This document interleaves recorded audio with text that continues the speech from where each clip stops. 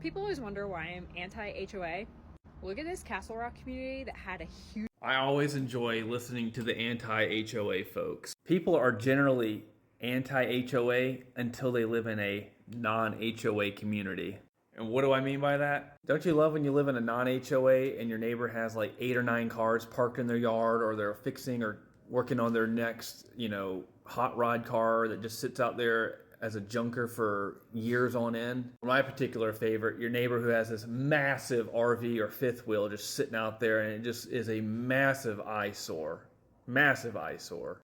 Or the neighbor who just never cuts their grass, or basically their entire house is a jungle and your house is just sitting there looking like complete crud because they're not taking care of their yard at all. So what is my point with all this? For someone who lives in an HOA and manages multiple HOA communities, it's funny to me that everyone complains and is anti-HOA. And let me tell you a story real quick. All HOAs do are volunteer boards to ensure the quiet enjoyment of the community is fulfilled.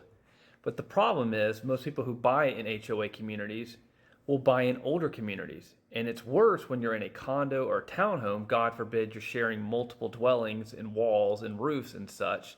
And the HOA has been committed to ensuring that the upkeep of those walls and roofs are being maintained. Well, maintaining those structures costs money. And as you know, inflation only goes up. The bigger problem with all of that is the people who bought into these communities many decades ago. I'm talking like communities and homes that were built in the 70s, 80s, 90s. You have to remember something. They were fantastic structures when they were first built.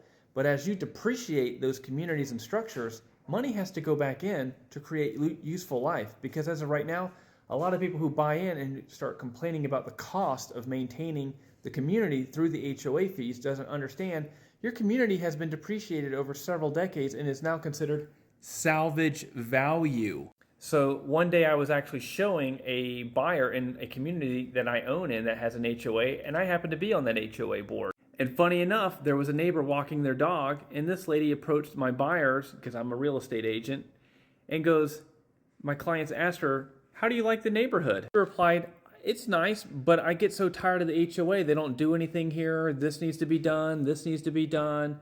And it's just a mess. And all they do is want to raise our dues." So you can imagine the first thing I said to her is go, "Wow, I did not know you had so many concerns. May I ask, what unit do you live in and what's your name, ma'am?" She responded bewildered and gave me her information. And I said, "You know what's funny?" We'll call her Susie.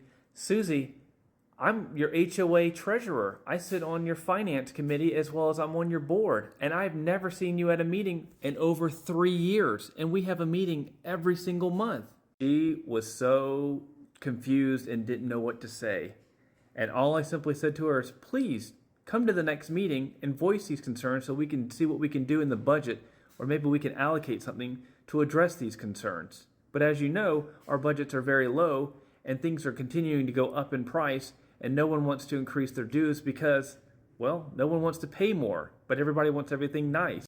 And would you believe it? The next month we had an HOA board, and this is usually what we get. No residents, no Susie.